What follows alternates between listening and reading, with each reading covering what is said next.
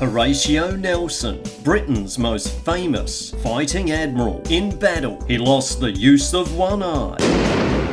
Oh, gosh! And lost an arm. Oh, gosh! But one of his funniest moments in his whole career was when he ignored a signal from his superior officer during a battle. Sir, Admiral Hyde Parker is signalling a retreat. You know, I only have the use in one eye. I have the right to be blind. Sometimes, I really don't see the signal. The incident inspired the term to turn a blind eye. What were the circumstances that led to this incident? To find out, join us at the Battle of Copenhagen. I'm Brian Pilchard, and I love history. Using my skills in effects, clothes, and disguises, I'm going to take you on a journey back in time for an adventure in super history! History!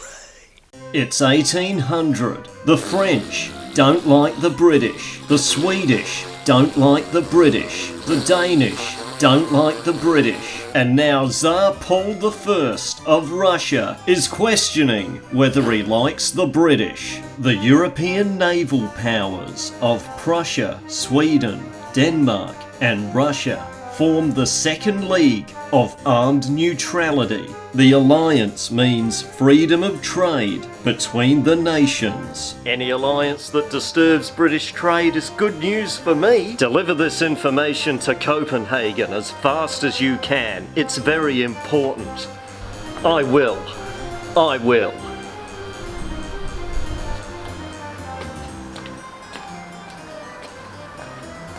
The British don't like the alliance. The British mobilise and head to Denmark before the ports in Russia can unfreeze and release the Imperial Russian naval fleet, the fourth largest fleet after Britain, Spain and France. Look, if Ridley Scott can use the real HMS Victory as the HMS Bellerophon in his movie Napoleon, then I can use a model of the Victory as every ship in mine. Well, except for the bomb ships, they're going to look like that. The British sent Admiral Hyde Parker to negotiate. Sir Hyde Parker is the name, and negotiating is the game. We're not going to talk to him. Okay, stand aside. And Horatio Nelson, in case they didn't. I say we stop stuffing around with these pissants and go straight to the Russians. No, we've agreed on Copenhagen. Olfert Fischer and Steen Anderson Bile were put in charge of the defence of Copenhagen. Okay, so which members of the League of Armed Neutrality are coming to help? None of them, sir. Okay, we'll give it a go. To protect Copenhagen, we're going to put a floating battery in front of the city. It'll be lined up in the King's Channel. We don't want to destroy them. We want to be friends with them. So we'll bomb their city until they like us. We're going to use hulks. And when I say hulks, I don't mean Eric Banner in the 2003 movie. I mean ships that are incapable of going out to sea. How are we going to get our bomb ships in front of the city without being blasted to matchwood? We'll move our own ships in front of theirs and then move our bomb vessels behind ours.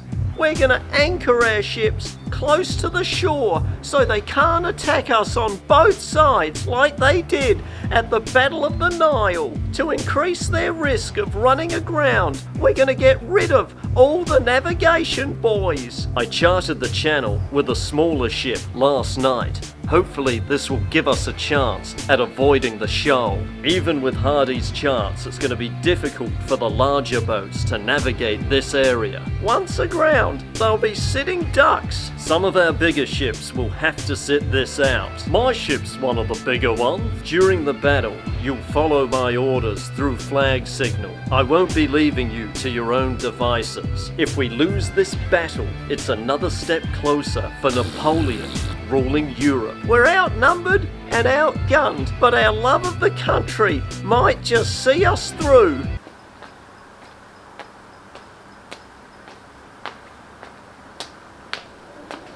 We've actually covered this battle before, and thanks to the patrons' support, this one is going to look a bit better. It's the morning of the 2nd of April, 1801. The British fleet makes its way into the King's Channel. Due to the shoal, some of the ships run aground. Whoops! Even with some of their ships running aground, the British aligned themselves in front of the Danish battery. Both sides take a relentless hammering. It's a battle of attrition. From a distance, the grounded ships are all Sir Hyde Parker could see. Oh no! That doesn't look good at all! Sir, you've got the lens cap on your telescope. Oh no! That's even worse! Put up the flags for retreat! This was the moment of Nelson's funniest joke. Sir, Admiral Hyde Parker is signalling a retreat. Ah yes, just ignore it. Signal the fleet to carry on. Aye sir. Yeah, look, I couldn't actually confirm if he made the joke or not. Apparently it was written down about 9 years later, so whether or not he said it, dunno. Anyway, have a look at this incident that may or may not have happened with William Bligh when he was the only person who could see Sir Admiral Hyde Parker's signal to retreat and Horatio Nelson's signal to keep going. The balance was in William Bligh's hands. Sir, Hyde Parker says to retreat and Nelson says to keep going. Which one do we follow? Yes, I think it's pretty obvious which one to follow. Okay, we'll go with Hyde Parker. No, Nelson's. Follow Nelson's. With the Danish batteries focused on the British line, the bomb ships move into position. Their mortars threaten the town. During the battle, Fisher's flagship catches fire. Oh, it's getting pretty hot here. As the Danish start to lose the battle, Nelson sends the message to offer terms. Oh, God. Sir Hyde Parker is the name, and negotiating is the game. Okay, stand aside. I'll show you through. G'day, I've got this important information for you. Basically, the Russians have killed their Tsar. Prick! Yeah, look, he was gonna stuff up our trade. They're out of the League of Neutrality, and, yeah, the deal's off. What's been going on here? There's just been a huge battle. Oh, there were 2,800 casualties. Oh, well, I better get back. See ya.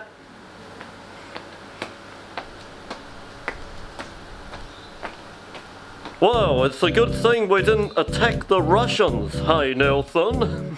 Surely that would have been the first thing they mentioned when we got there. Actually, there's a few overdue library books in the cabin. I wonder if I can go and get them. Oh no, the late fee's gonna be huge. Not many of the Danish ships are taken as prizes. Most of these ships are crap. This wasn't the last battle at Copenhagen. We actually come back to Copenhagen in 1807 and bomb it again. Breadfruit Bligh's coming in to see you, sir. Breadfruit, William Bligh. Mutiny on the Bounty, the Breadfruit Expedition. Don't call him that. He'll be so upset. I want an end to this breadfruit nonsense now. Oh, here he is. Thank you for your efforts in the battle. Thank you, sir. If it weren't for you, the battle could have gone the other way. Thank you, Captain Breadfruit. Ah, a new signal. Go on. Please watch the playlist. It is actually helping us with the algorithm, and we're trying to get 1 million subs by the end of the year. We're almost there. How about we all get together and show these corporate overlords at YouTube that a little channel like ours can do big things. Come on, come on. Power to the people, power to the people!